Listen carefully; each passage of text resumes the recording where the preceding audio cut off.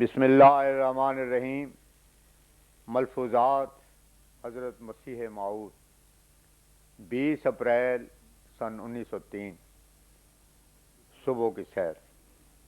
حضرت اقدس نے ارشاد فرمایا، مجھے ہمیشہ تعجب آتا ہے کہ باوجود اس قدر بے بنیاد ہستی کے انسان دنیا میں بنیادیں قائم کرتا ہے۔ صرف ایک دم کی آمد و شد ہے اور کچھ بھی نہیں۔ پھر یہ سلسلہ خدا تعالیٰ نے کیسا رکھا ہے کہ جو شخص یہاں سے رخصت ہو جاوے اس کو اجازت نہیں کہ واپس آ کر وہاں کی خبر ہی بتلا جاوے۔ اس سے حکماء اور فلاسفر اور دانایان زمان سب عاجز ہیں، ہاں اسی قدر پتہ ملتا ہے جو خدا کی کلام نے بتایا ہے۔ آدمی جو مرتا ہے اکثر اپنے بڑے بڑے تعلقات اور عزیز اور پیارے رشتہ دار چھوڑ جاتا ہے، مگر مان انتقال کے بعد ان سے کچھ تعلق نہیں رہتا۔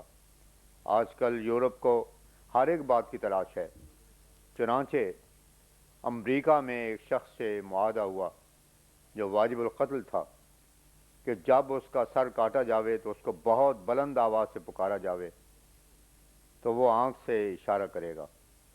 چنانچہ جب سر کاٹا گیا تو بڑے زور سے آوازیں دی گئیں مگر کچھ حرکت نہ ہوئی۔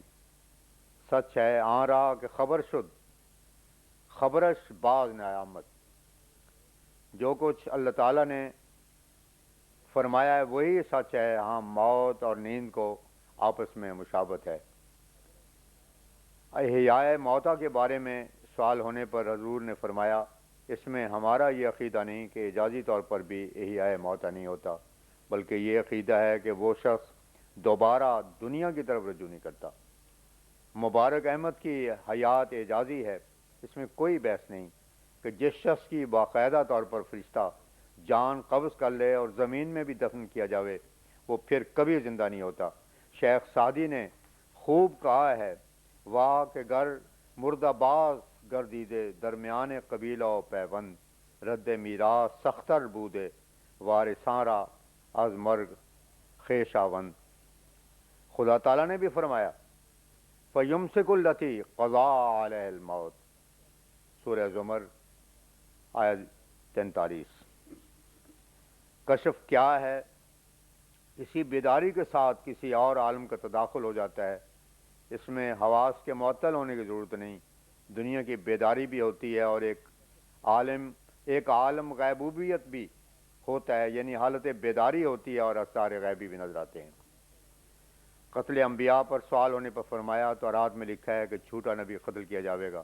اس کا فیصلہ یہ ہے کہ اگر قرآن کی نص صریح سے پایا جاوے یہ حدیث کے تواتر سے ثابت ہو کہ نبی قتل ہوتے رہے ہیں تو پھر ہم کو اس سے انکار نہیں کرنا پڑے گا۔ بہرحال یہ کچھ ایسی بات نہیں کہ نبی کی شان میں خلل انداز ہو، کیونکہ قتل بھی شہادت ہوتی ہے، مگر ہاں ناکام قتل ہو جانا انبیاء کی علامات میں سے نہیں۔ یہ مسئلے پر موقوف ہے کہ ایک شخص کے قتل سے فتنہ برپا ہوتا ہے تو مصلحت الہی نہیں چاہتی کہ اس کو قتل کرا کر فتنہ برپا کیا جاوے۔ جس کے قتل سے ایسا اندیشہ نہ ہو اس میں حرج نہیں۔ پھر ارشاد فرمایا، جو کچھ اللہ تعالیٰ نے قرآن میں بیان فرمایا ہے وہی کچھ حدیث ہے، ہاں بعض باتوں کا استنباط ایسا اعلیٰ حدیثوں نے کیا ہے کہ دوسرے گو اس کو سمجھ نہیں سکتے، ورنہ حدیث قرآن سے باہر نہیں۔ خدا تعالیٰ نے قرآن کا نام رکھا ہے مفصلاً، اس پر ایمان ہونا چاہیے۔ بعض تفاسیر سوائے انبیاء کے اور کی سمجھ میں نہیں آتی، پھر اس طرح حدیث میں قرآن سے زائد کچھ نہیں۔ فرمایا بعض لوگوں کو اس بات کا علم نہیں ہوتا کہ ہاں حضرت صلی اللہ علیہ وسلم نے فلاں بات قرآن کے کس مقام سے استنباط کی ہے، تو ان کو یہی معلوم ہوتا ہے کہ یہ قرآن میں نہیں ہے، اور اصل بات یہ ہے کہ سب کچھ قرآن سے ہی لیا گیا ہے، مگر اس باریک در باریک استنباط کا لوگوں کو علم نہیں ہوتا۔ خدا تعالیٰ نے قرآن کو کتاب مفصل کہا ہے، اس پر ایمان ہونا چاہیے۔ بعض استنباط سوائے انبیاء کے دوسرے کو سمجھ ہی نہیں آتے۔ اس پر مولوی سید محمد حسن صاحب امروئی نے عرض کیا کہ جیسے اب اس وقت مسیح موعود اور اس زمانے کے فتن کی خبر حضور نے سورہ فاتحہ سے استنباط کر کے بتلائی ہے، آج تک کس کو خبر تھی کہ یہ سب کچھ قرآن میں ہے؟ فرمایا ہر رات حاملہ عورت کی طرح ہوتی ہے، جیسے وہاں معلوم نہیں کہ کیا پیدا ہو، نہیں معلوم صبح کو کیا نتیجہ پیدا ہو۔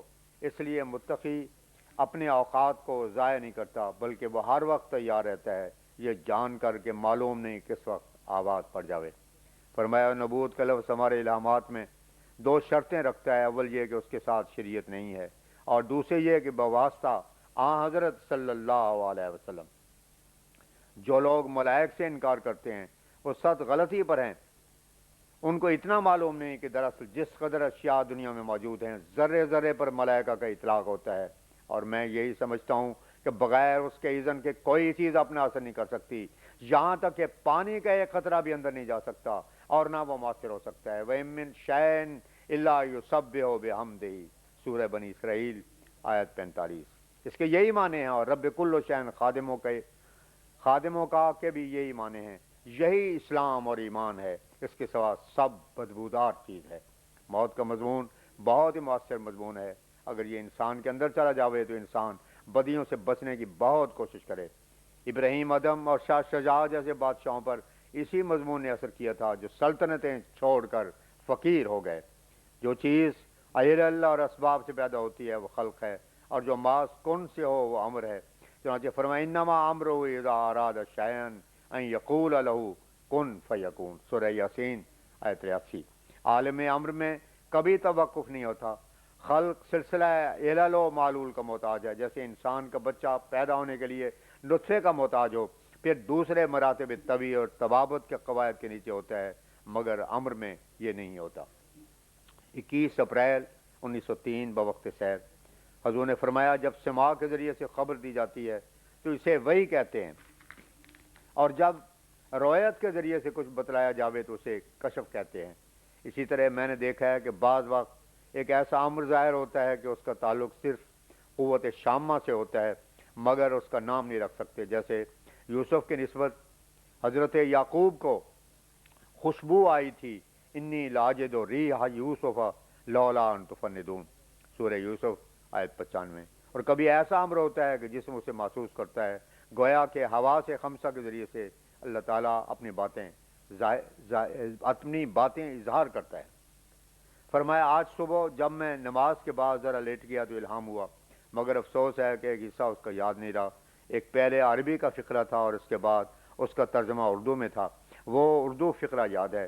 یہ بات آسمان پر قرار پا چکی ہے، تبدیل ہونے والی نہیں۔ اور عربی فقرہ کچھ اس سے مشابہ تھا، تعادا و تمکن فی السماء، مگر وہ اصل فقرہ بھول گیا، اور اس نسیان میں بھی کچھ منشا الہی ہوتا ہے، گویا اس کا یہ مطلب ہے کہ اب تقدیر مبرم ہے، اس میں اب تبدیلی نہیں ہوگی، غرض تغیرات قدر کا ارادہ آسمان پر پختہ کیا گیا ہے۔ فرمایا تمام ہوا سے خمسہ سے وحی ہوتی ہے، اور ملم کو قبل از وقت بذریعہ وحی ان باتوں کی اطلاع دی جاتی ہے۔ مثنوی رومی میں ایک حکایت لکھی ہے کہ ایک دفعہ چند قیدی حضرت صلی اللہ علیہ وسلم کے پاس پاپ جولاں آئے۔ ان قیدیوں نے خیال کیا کہ حضرت صلی اللہ علیہ وسلم ہمیں اس حال میں دیکھ کر بہت خوش ہوں گے۔ آپ نے فرمایا کہ نہیں، یہ خیال تمہارا غلط ہے۔ جس وقت تم لوگ گھوڑوں پر سوار اور ناز و نعمت میں بآرام چلتے تھے، میں تو اس وقت تمہیں پاب زنجیر دیکھ رہا تھا، اب مجھے تمہارے دیکھنے کی کیا خوشی ہے۔ مطلب یہ ہے کہ الہام کے ساتھ عموماً کشوف بھی ہوا کرتے ہیں۔ اشتہار تبلیغ میں نے اپنے خواب درج کیا ہے کہ کیا دیکھتا ہوں کہ میں اپنے باغ میں سے سیر کر کے نکلا ہوں، دیکھا کہ کچھ سوار گھوڑوں پر باغ میں داخل ہوئے، میں نے سمجھا کہ یہ اس کو پامال کر دیں گے، میں بھی ان کی عقب میں جا داخل ہوا ہوں، کیا دیکھتا ہوں کہ سب کہیں نظر نہیں آتے۔ جب وسط باغ میں گیا ہوں تو دیکھا کہ سب کے سر اور ہاتھ اور پاؤں کٹے ہوئے ہیں اور کھال اتاری ہوئی ہے۔ میں نے رقت میں آ کر اور رو کر خدا تعالیٰ سے دعا کی کہ یا اللہ، یہ تیرے ہی کام تھا، میں اکیلا ان کا مقابلہ کیا کر سکتا تھا۔ تو فوراً تعبیر بتلائی گئی کہ سر کا کٹنا غرور اور تکبر کا ٹوٹنا ہے، ہاتھوں کا کٹنا یعنی انسان اپنے ہاتھوں سے اپنے بچاؤ اور دشمن کے قتل کے بدل لیتا ہے، گویا ان کے اسباب امداد کٹ گئے۔ پاؤں سے انسان بھاگ سکتا ہے، یعنی جب اب کوئی صورت مفر نہیں، کھال زینت اور پردہ ہوتا ہے، یعنی تیرے مخالفوں کی زینت جاتی رہی اور پردہ دری ہو گئی، یہ اب پورا ہو رہا ہے۔ بس ہر جگہ ما رمیتا، اس رمیتا سے ہی کام چلتا ہے، انسان کی کیا طاقت ہے۔ فرمایا ہندوستان اور یورپ کی دہریت میں فرق ہے۔ یورپ کے دہریہ اس خدا کے منکر ہیں جو مصنوعی ہے، اور عیسائی لوگ وہاں اس کو دہریہ کہتے ہیں جو کہ مسیح کو خدا نہ مانے. اور اب فسق و فجور نے بھی اثر ڈالا ہے. لوگوں نے سمجھ لیا ہے کہ یہ سب اثر کفارہ پرستی کا ہے, تو اب وہ کیسے مانیں. ایک صاحب نے سوال کیا کہ یہ قضاء عمری کیا شے ہے جو کہ لوگ عید الاضحیٰ کے پیشتر جمعہ کو ادا کرتے ہیں. حضور نے فرمایا میرے نزدیک یہ سب فضول باتیں ہیں. ان کی نسبت وہی جواب ٹھیک ہے جو کہ حضرت علی نے ایک شخص کو دیا تھا, جبکہ ایک شخص ایک ایسے وقت نماز ادا کر رہا تھا جس وقت میں نماز جائز نہیں. اس کی شکایت حضرت علی کے پاس ہوئی تو آپ نے اسے جواب دیا کہ میں اس آیت کا مصداق نہیں بننا چاہتا. ارایت الذی ینہی عبدا اذا صلی, سورہ علق آیت 10-11. یعنی تو نے دیکھا اس شخص کو جو ایک نماز پڑھتے بندے کو منع کرتا ہے.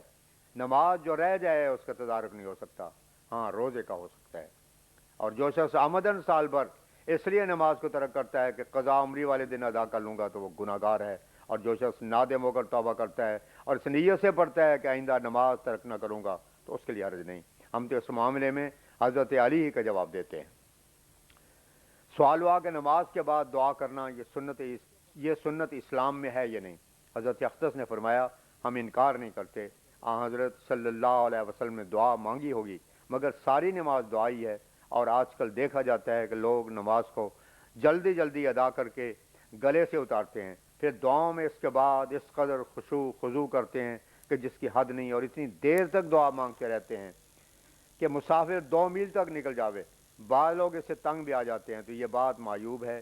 خضوع اصل چیز تو نماز کی ہے, وہ اس میں نہیں کیا جاتا, اور نہ اس میں دعا مانگتے ہیں.